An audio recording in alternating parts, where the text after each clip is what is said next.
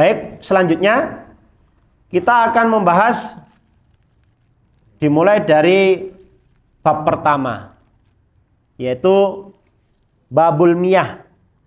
Miyah di sini artinya air karena adalah jamak dari ma'un.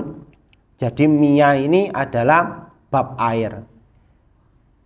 Di dalam kitabu at-Thaharah, kitab Thaharah. Dalam menjalankan ibadah, khususnya sholat ataupun tawaf, kita wajib memiliki wudhu. Kita wajib bersuci, entah itu dengan hadas besar ataupun hadas kecil. Makanya di dalam pembahasan kitab-kitab fikih, maka yang dibahas pertama kali adalah kitab Thaharah, yang membahas bagaimana cara bersuci. Tetapi tidak cukup dari situ. Di situ juga dibahas alat untuk bersuci.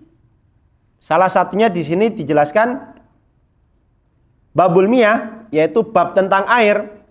Hadis pertama menjelaskan an Abi Hurairah radhiyallahu anhu qala Rasulullah sallallahu alaihi wasallam fil bahri huwa tahuru ma'uhul hillu maitatuhu akhrajahul arba'atu wa banu Abi Syaibah wal lafdhu lahu wa sahahahu Ibnu Khuzaimah wa Tirmidzi wa rawahu Maliku wa Syafi'i wa Ahmad. Dari Abu Hurairah radhiyallahu anhu berkata, Rasulullah shallallahu alaihi wasallam bersabda tentang laut, ia itu suci airnya dan halal bangkainya. Hadis riwayat Al-Arba'ah dan Ibnu Abi Syaibah. Redaksi hadis ada pada riwayat Ibnu Abi Syaibah. Hadis ini disahihkan oleh Ibnu Khuzaimah dan At-Tirmidzi, diriwayatkan juga oleh Imam Malik, Imam Syafi'i dan Imam Ahmad. Jadi ini menerangkan tentang air laut.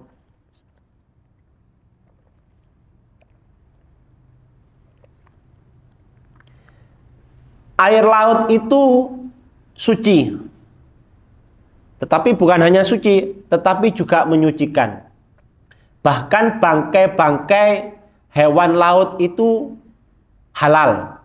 Makanya ada dua bangkai yang dihalalkan. Salah satunya adalah hewan laut dan yang kedua adalah belalang. Jadi istilahnya mboten-wonten belalang niku harus disembelih Bapak nggih. Tetapi bangkainya belalang itu halal. Makanya kalau kita mungkin bersuci menggunakan air laut karena tidak ada air tawar, maka itu dibolehkan. Jadi air laut itu suci dan juga menyucikan. Bahkan bangkainya pun juga halal. Ini tentang hadis yang pertama yang berkaitan dengan air laut. Baik, kami lanjut. Pada hadis yang kedua, an Abi Sa'id al-Khudri radhiyallahu anhu qala Rasulullah sallallahu alaihi wasallam, innal ma'a tahurun la yunajjisuhu syai'un akhrajahu salasatu wa sahahahu Ahmad. Dari Abi Sa'id al-Khudri radhiyallahu anhu berkata, Rasulullah sallallahu alaihi wasallam bersabda, sesungguhnya air itu suci, tidak menjadi najis oleh sesuatu apapun.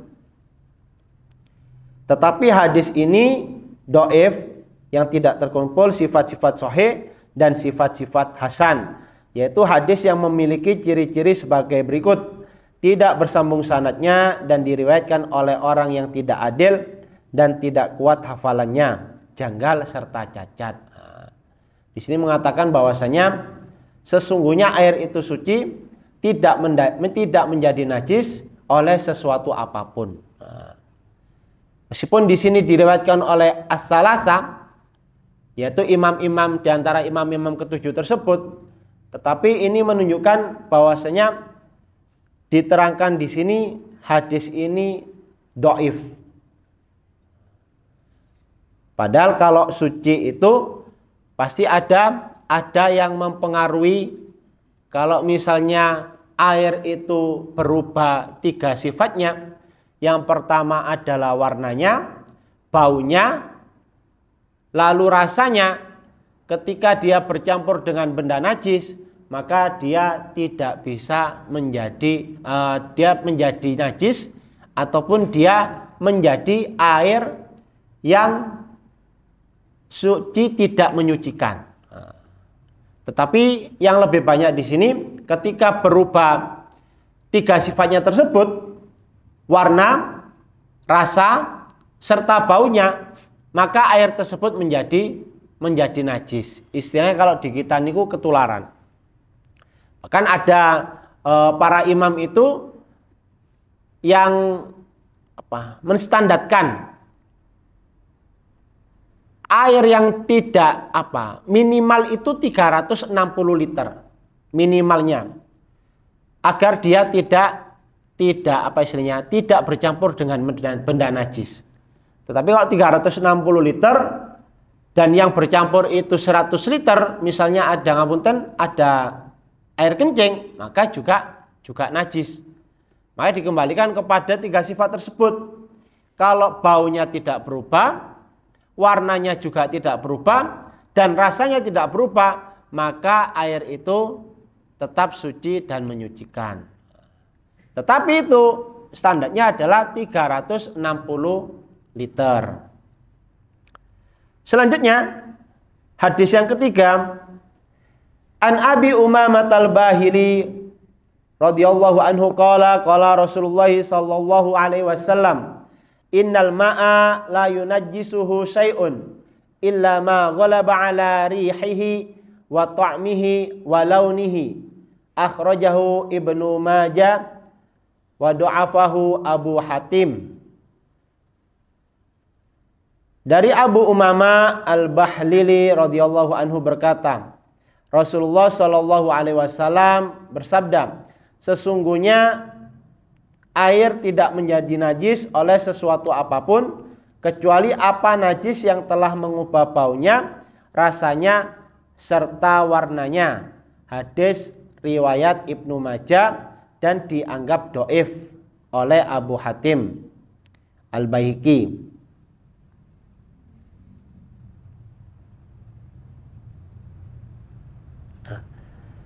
Nah, ini ada sebuah hadis, tetapi ini didhaifkan oleh Imam Abu Hatim. Dalam riwayat Ibnu Majah ini, tetapi ini masih bisa dipakai karena kalau di dalam kitab Al-Ghayah wa Taqrib itu disebutkan minimal airnya adalah 360 liter. Kalau misalnya ada air seember lalu tercampur dengan setetes air kencing, maka itu tidak masuk standar itu, tidak masuk standar 360 liter. Kalau sudah tercampur itu, maka mboten tidak suci dan menyucikan, atau dia termasuk pada air yang najis. Tapi standarnya itu ketika 360 liter tidak berubah 3 sifatnya tersebut, itu sebagian ulama mengatakan itu boleh dipakai. Tetapi pada kasus-kasus ini mungkin ini biasanya terjadi di kolam renang nggih, Bapak nggih. Jadi kalau sudah bercampur jadi satu, itu kan kita tidak tahu orang-orang di situ hanya renang atau bagaimana. Tetapi untuk kehati-hatian kita tidak menggunakan air kolam renang itu untuk bersuci. Makanya disediakan tempat tempat mandi nggih. Jadi untuk berganti, untuk membilas. Oke, kami lanjutkan. Hadis yang keempat, An Abdullah bin Umar radhiyallahu anhu qala Rasulullah sallallahu alaihi wasallam, idza kana al-ma'a kullatain lam yahmilil khabath wa fi lafdin lam yanjus. Akhrajahul arba'a wa sahahahu Ibnu Khuzaimah wal Hakimu wa Ibnu Hibban. Dari Abdullah bin Umar radhiyallahu anhu berkata, Rasulullah sallallahu alaihi wasallam bersabda, jika air sebanyak 2 kullah maka tidak mengandung kotoran, dalam redaksi yang lain tidak mengandung najis. Hadis riwayat Al-Arba'ah dan disahihkan oleh Ibnu Khuzaimah, Al-Hakim dan Ibnu Hibban. Nah, dua kula di sini kalau disebutkan dalam sini sekitar 210 liter air. Jadi 210 liter air ini standarnya. Jadi standar ini kalau misalnya bercampur asal tidak berubah warna, bau, dan rasa, ini boleh dipakai. Tetapi kita tidak tahu apakah itu bercampur atau mboten. Biasanya yang seperti kasus-kasus ini itu terjadi karena ada bangkai tikus. Nah, yang sering terjadi nggih, bahwa pernah saya berwudu itu nggih rasanya itu baunya itu nggih bau bangkai. Ternyata setelah dilihat tandonnya itu berisi bangkai tikus. Nah, ini kasus-kasus yang jarang terjadi kalau bercampurnya air yang berjumlah ratusan liter bercampur dengan benda najis. Tapi standarnya itu asal tidak berubah warna, bau dan rasa dan dia minimalnya 210, maka itu tidak apa-apa dipakai untuk bersuci. Selanjutnya hadis yang kelima, an Abi Hurairah radhiyallahu anhu qala Rasulullah sallallahu alaihi wasallam, la yaktasilu ahadukum fil ma'id daimi wa huwa junub, akhrajahu Muslim. Yang artinya adalah dari Abu Hurairah radhiyallahu anhu berkata, Rasulullah sallallahu alaihi wasallam bersabda, janganlah salah seorang di antara kalian mandi junub di dalam air yang tenang tidak mengalir.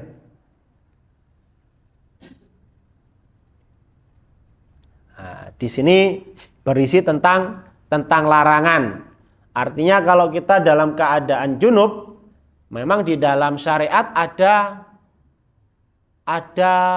air mustakmal, air yang sudah digunakan.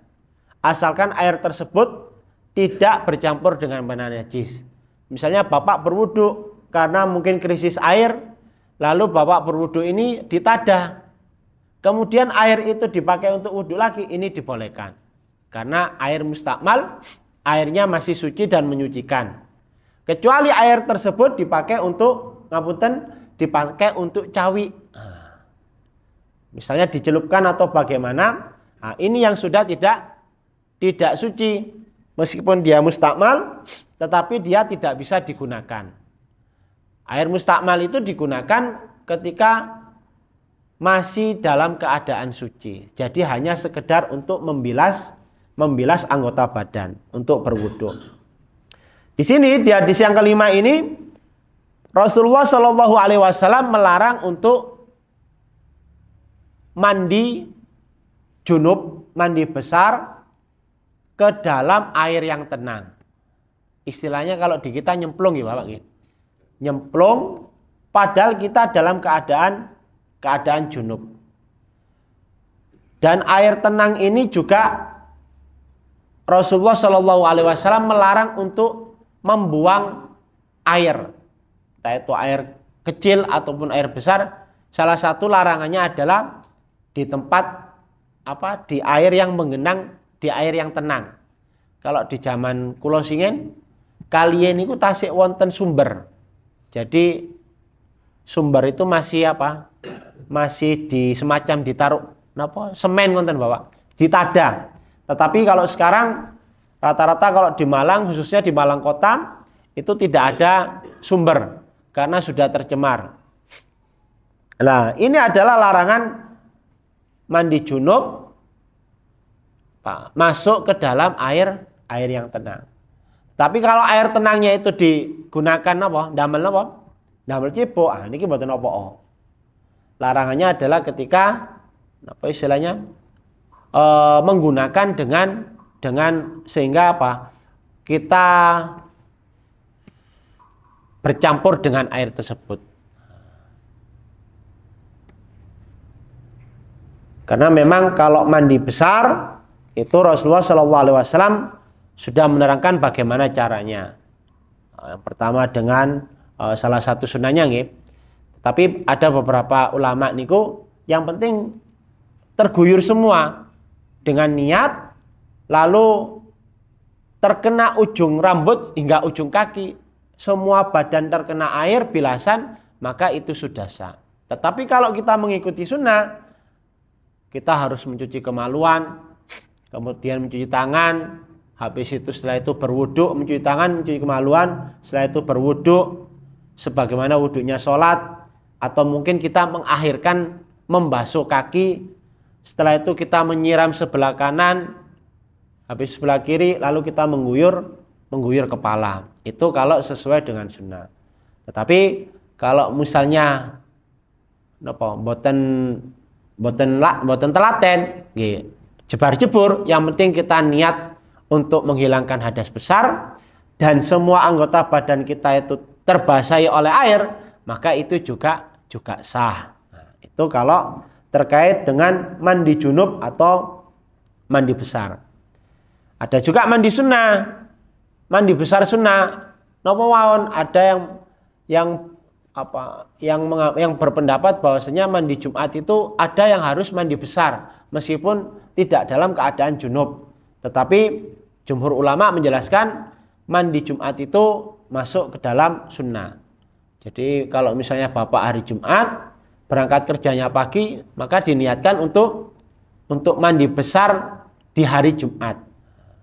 Gunanya untuk hadir ketika hari Jumat. Ada juga sunnah ketika Idul Fitri dan Idul Adha. Ketika kita akan menghadiri sholat Idain, 2 Id itu, kita juga disunahkan untuk mandi besar. Meskipun tidak dalam keadaan junub. Kami lanjutkan ke hadis berikutnya. Hadis yang ke-6. An rajulin sahiban Nabi sallallahu alaihi wasallam qala naha Rasulullah sallallahu alaihi wasallam an taktasilal mar'atu bi fadlir rajuli awir rajulu bi fadlil mar'ati wal yaghtarifa jami'an. Akhrajahu Abu Dawud wan Nasa'i wa isnaduhu sahihun. Dari seorang pria yang pernah bersahabat dengan Nabi sallallahu alaihi wasallam, Rasulullah Shallallahu Alaihi Wasallam telah melarang seorang istri mandi dengan sisa air suaminya atau sebaliknya, seorang laki-laki mandi dengan sisa air istrinya. Hendaknya keduanya menciduk bersama-sama. Hadis riwayat Abu Daud dan An-Nasa'i, sanadnya sahih. Jadi ini berisi tentang larangan mandi dalam satu bak yang mana baknya ini istilahnya nyemplung, dicemplungi. Tetapi di sini ada perintah untuk menyedoi, mengambil dengan gayung. Nah, terima kasih atas segala perhatian. Mohon maaf atas segala kekurangan, kesalahan, baik perilaku ataupun perkataan. Subhanakallahumma wa bihamdika asyhadu an la ilaha illa anta astaghfiruka wa atubu ilaik. Assalamualaikum warahmatullahi wabarakatuh.